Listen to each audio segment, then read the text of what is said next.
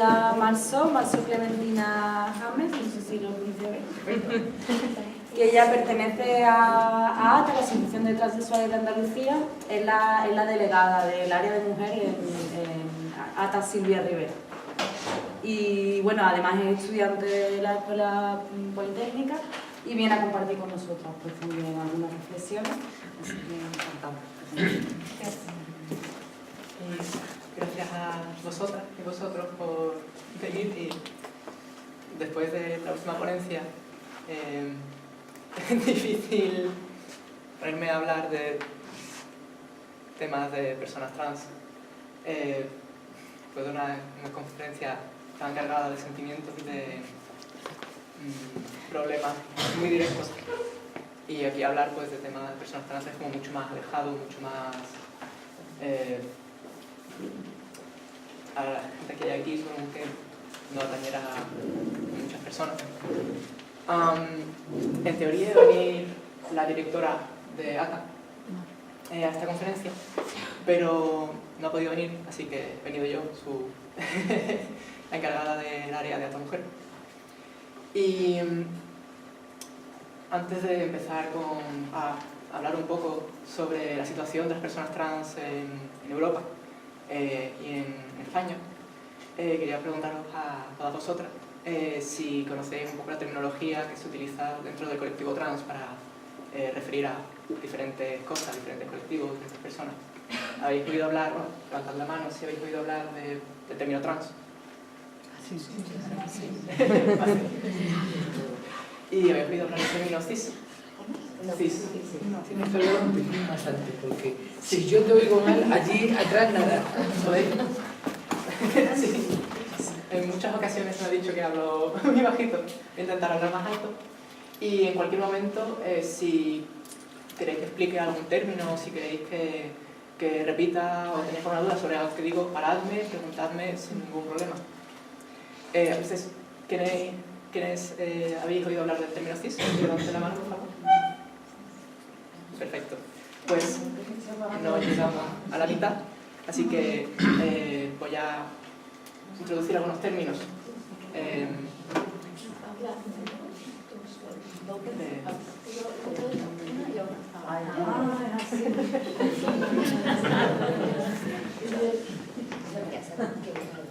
Dentro del colectivo, al igual que hay personas trans, que son personas a las que se le ha asignado un género al nacer y no estaba en conexión con el género resentido, o realmente el género que teníamos desde el principio, a las personas cis, que proviene de la terminación en química, del mismo lado, las personas que se les atribuyeron un género al nacer y se sienten en relación con ese mismo género. En ese sentido, existe el sistema en el que estamos, igual que es un sistema patriarcal, es también un sistema cissexista, en el que se le da una predilección mucho mayor a los cuerpos cis, invisibilizando los cuerpos trans, invisibilizando las experiencias o incluso degradando a las personas trans como menos que personas. En algunas ocasiones incluso se nos deniega la identidad de persona.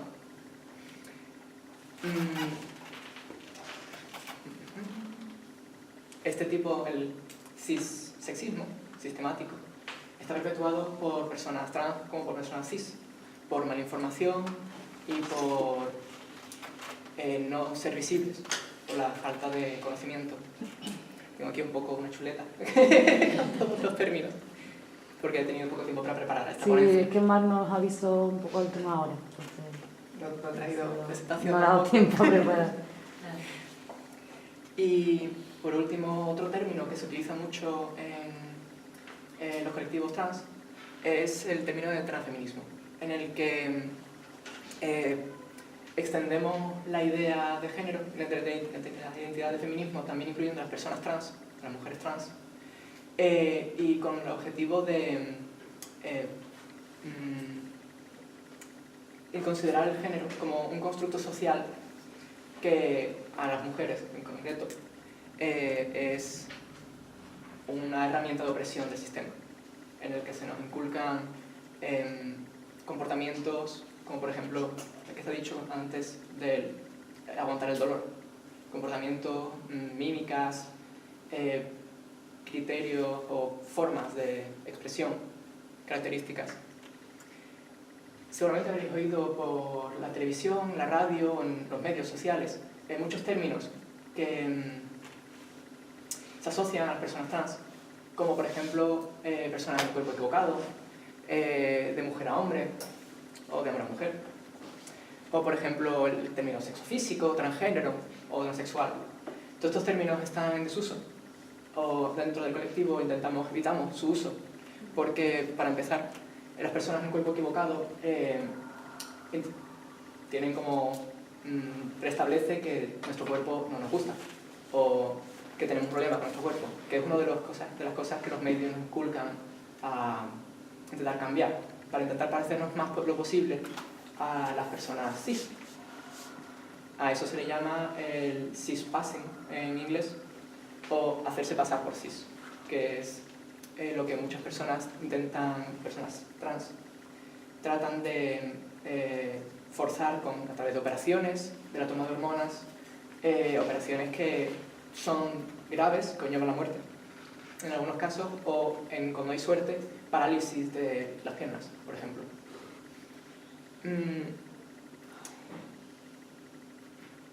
Esos son algunos, el término de personas en cuerpo equivocado, cuando hoy en día, sobre todo en Andalucía, estamos trabajando mucho para prevalecer la idea de que los cuerpos, los genitales, no tienen género. Yo, por ejemplo, todavía no me he operado, y no sé si me operaré, tengo un pene, y no tengo una vagina, pero por ejemplo los chicos trans sí tendrían una vagina, y es una vagina de hombre. Son hombres, como se dijo antes, que sufren mucha discriminación porque el sistema ve los cuerpos no normativos como una agresión al sistema. Hablaré de esto más tarde. Pero todos estos conceptos, el de sexo físico, de transgénero, transexuales, son términos médicos que se utilizaron para dividir al colectivo y crear grados dentro del estratos dentro del cuanto de trans se es. Por eso preferimos utilizar la terminología trans, que incluye no solamente a las personas como hombres trans o mujeres trans, sino también personas no binarias trans. Pues, dicho todo esto, bueno, en la palabra que antes dije de sexo físico, por ejemplo, es la interpretación de que la asociación de cuerpos masculinos con pene, testosterona o pelo, y vagina, estrógenos, pechos con la mujer, que son impuestos por el sistema de forma rígida, con una norma, y que el colectivo trans y las personas no binarias están intentando contestando con respecto a literalmente nuestra existencia y el hecho de ser visibles. Dicho esto, ya he dicho antes que las personas trans son personas a las que se nos asignó un género al nacer, y en el desarrollo de nuestra infancia, durante el desarrollo de nuestra identidad, se nos imponen unas características que entran mucho en choque con aquellas que en realidad absorbemos e intentamos mimetizar. De ahí un comportamiento complicado de interpretar. Por ejemplo, puedo daros un ejemplo personal. Mi madre pensaba que yo era gay, porque desde muy pequeña tenía intenciones partidarias del hecho de que probablemente no tuviera progenie, porque tenía la intención de castrarme. Muy de pequeña, no sabía que era trans, pero ella pensó que eso era una forma de homosexualidad, en la que yo estaba empujando esos sentimientos hacia algún tipo de comportamiento así extraño. Tras 20 años después, se dio el caso, descubrí la palabra trans, y resulta que soy trans. Y que desde pequeña se me estaban imponiendo, se me estaban pidiendo unas expectativas con respecto a un género que no era el mío. Esto, no sé si habéis oído hablar de la palabra socialización. Es el proceso en el que las personas desde pequeñas van absorbiendo en el contexto, en los medios, en Disney, viendo a los padres, las características de las que se nutren y copian, simplemente pues de personas visibles que se les parecen o creen que se les parecen. Personas trans absorben las características del género que son, pero se les piden otras características o se les castiga si demuestran características que difieren de las que se les eligieron al nacer.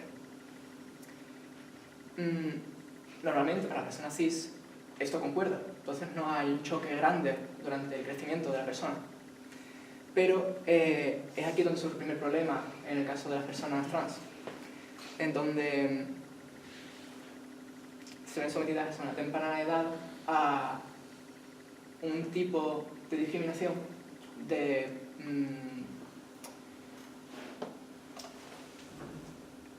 palabras, de frases que las empujan a ir en una dirección, en comportarse de una forma muy antinatural, casi alien.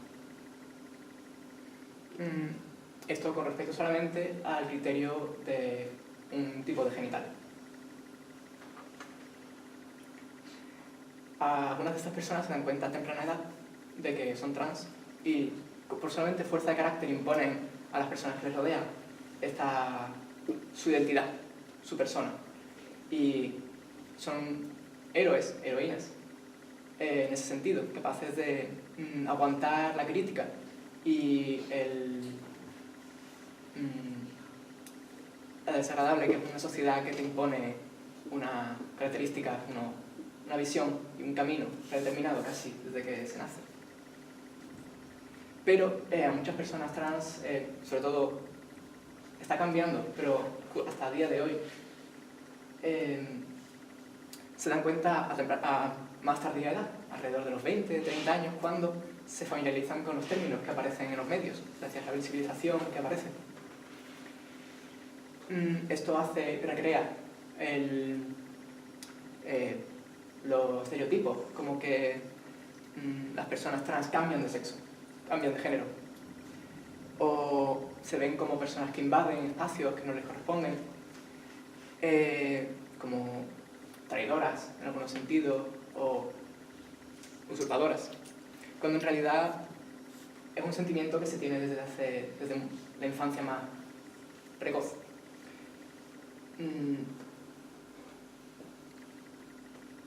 Hoy en día, gracias al hecho de que existe representación, de que hay cada vez más gente visible y que hay más conocimiento sobre todo este tema, la gente trans puede salir a la luz, puede identificarse y puede vivir una infancia y una adolescencia normal.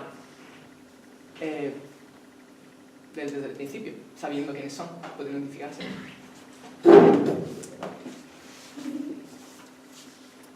La lucha, entonces, de las personas trans está intrínsecamente relacionada con la identidad y el cuerpo.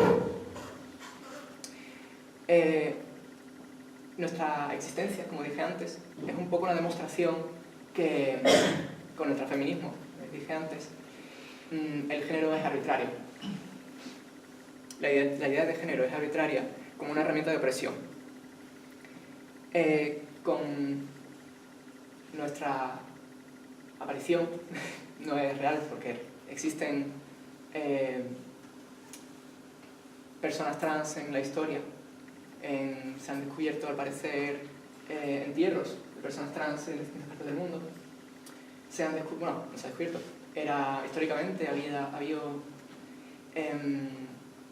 templos de mujeres trans en Grecia. Y aportamos una descosificación de los cuerpos atacando el genitocentrismo, ¿no? La idea de que los genitales con los que nacemos nos definen en ese momento en adelante y todas las opresiones que tenemos están definidas por esos genitales. y sobre todo el orden social establecido.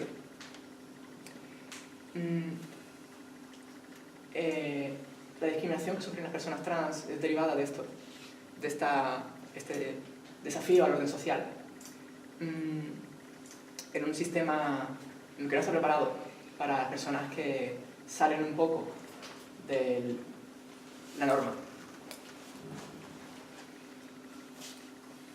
Pues nuestra existencia es una demostración que la norma o el orden establecido no es natural. Es como...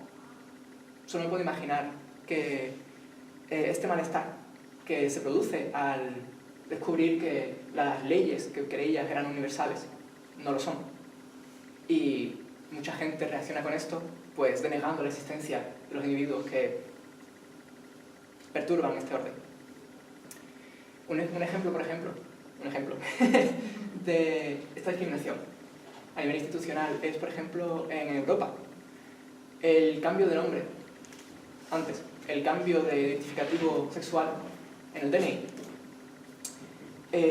necesitaba de, como un requerimiento, era la castración quirúrgica mandatoria antes de poder cambiar cualquier cosa en el DNI. Esto cambió hace un año. Gracias a cartas que se enviaron a Amnistía Internacional y a diferentes explicaciones o historias de personas trans que expusieron la tortura psicológica por la que pasaban y también física, porque muchas personas trans no quieren operarse. La operación conlleva probablemente muchos problemas de salud, desde osteoporosis. Incluso no están investigadas, no hay mucha investigación alrededor de nuestras hormonas. Tomamos hormonas, yo por ejemplo, para la menopausia, para incorporar estrógenos, o testosterona y otros dopantes para aumentar o disminuir los pechos, en el caso de hombres trans. Curiosamente, hoy en día, después de que finalmente acabaran con la castración mandatoria... Pero perdona, esto es un cambio a nivel europeo. Has dicho a qué nivel es una recomendación de la Comisión de la Unión Europea que luego cada país aplica, sí. ¿no? El cambio surgió hace un año a nivel de la Comisión Europea y por ahora se está aplicando en cada país de forma independiente. Pero de los países que ya lo han aplicado, hemos conseguido, por ejemplo, que la capacidad de cambiar el nombre y el identificativo de género en la tarjeta sanitaria simplemente requiere solamente del conocimiento del individuo de que los cambios que va a producirse a nivel institucional son grandes y es sin retorno. Es una decisión que se puede tomar una sola vez y evidentemente va a cambiar muchos documentos, como por ejemplo el carnet de conducir, el carnet sanitario, el identificativo nacional y simplemente el conocimiento de que se va a producir muchos cambios, es irreversible y una espera de 6 meses para asegurarse de que no es una decisión espontánea, sino que es algo que se ha pensado, se conocen las consecuencias y se va a esperar 6 meses para asegurarse de que se tiene. Esto aquí en España, ¿no? Eso en Bélgica. Bélgica. Ah, en Bélgica. ¿Y aquí en España? Aquí en España el trato es desigual. En Andalucía es de hecho de las regiones con más avances en cuanto a legislaciones trans. Gracias a Tas Sierra Riviera, que aquí represento, y otras comunidades y grupos trans que han luchado durante mucho tiempo, Andalucía está mucho más avanzada que Bélgica o cualquier otro de estos países europeos. En cuanto a que, por ejemplo, hemos conseguido el cambio, por ejemplo, de nombre sin pasar por un psicólogo, que era una de las cosas que se piden a nivel institucional en casi todas las regiones de España, o incluso fuera de España. Se nos considera eso, enfermos mentales. Y esto como una enfermedad, la idea de ser trans como una enfermedad. Lo curioso es que aunque ahora se pueda cambiar de género en la tarjeta de identidad, hay un miedo empoderante a la idea de personas que no están en acorde con los prototipos de cuerpo masculino y femenino. Porque, por ejemplo, aunque se pueda cambiar sabiendo todo esto, sigue siendo mandatorio que tu nombre coordine con el género que te vas a poner. No puedes ser una mujer y llamarte Pepe, según la institución. Son De cosas. hecho, te iba a preguntar, me parece haber visto en pasaportes alemanes que te dan la opción de señor, señora y otro. Sí. Y aquí no existe eso, ¿no? Hay, lo que conté de Bélgica es lo mínimo que se pidió por Amnistía Internacional y a nivel europeo hace un año, para que se tenía que cumplir hace un año. Pero hay países que han ido más lejos, que han dicho vamos a ver y vamos a crear espacios de seguridad para también personas no binarias. Eso creo que en Alemania lo están haciendo, si me confirmas. Sí. Pero también en Noruega creo que las escuelas se están normalizando para personas no binarias, imponiendo que no se crean diferencias de género dentro de las escuelas, en primaria, y que al nacer no se les ponga un identificativo masculino o femenino, sino que esas personas a posteriori elijan el género que crean más conveniente.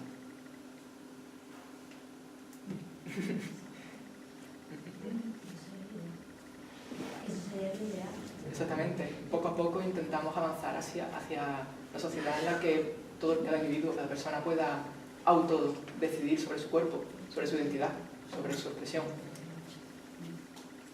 Sí, dice ella que un hombre sí, pero el sexo es que no le da, ¿no? Porque hay igual tío. Como es que es verdad, normalizamos las cosas como siempre ha sido así, por lo menos normal. Pero bueno, también estamos para romper las cosas, que hay que cambiar, hay que avanzar. Pero no. Completamente. Hay muchas situaciones en las que, bueno, dentro de la comunidad trans parece obvio que nuestro sexo es algo que le incumbe solamente a nuestra pareja y al médico. Pero en el día a día sí que es cierto que hay situaciones un poco complicadas. Por ejemplo, en ATA hay un chico trans que además compite a nivel internacional en carreras de bicicleta, como en ciclismo. Y por ser chico trans le gustaría hormonarse.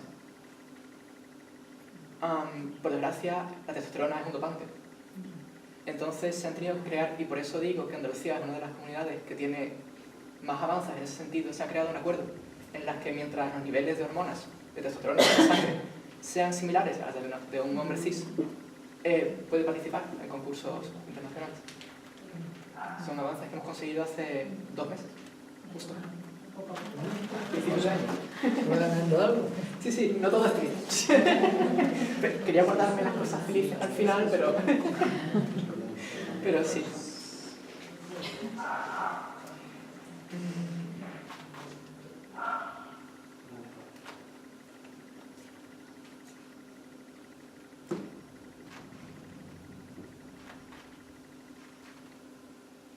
Bueno, pues casi que había acabado.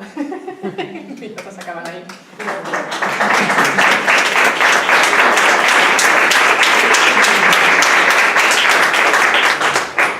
Lo último que quería apuntar es que, aunque todo parecía ir mal para las personas trans, poco a poco vamos consiguiendo respeto y atención especializada con respecto a diferentes tipos de problemas que son muy específicos a las personas trans, como por ejemplo el no reconocimiento de necesidades como de los hombres trans con respecto a su vagina, la capacidad de ir a un ginecólogo, o por ejemplo a mí como mujer trans de poder ir a un urólogo para la próstata. Es también un poco complicado. Pero los avances que hacemos los conseguimos gracias a ser visibles, a salir todos los días, a aparecer en charlas, debates y hablando, creando diálogo, porque no creemos que la lucha se pueda hacer de otra forma, la verdad.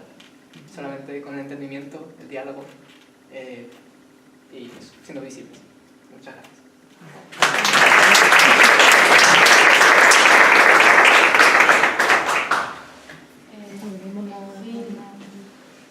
si nos gustan, o podemos hacer un espacio de debate, tenemos 15 minutos. De verdad, que no No. tengo yo una pregunta. Vale, pues... No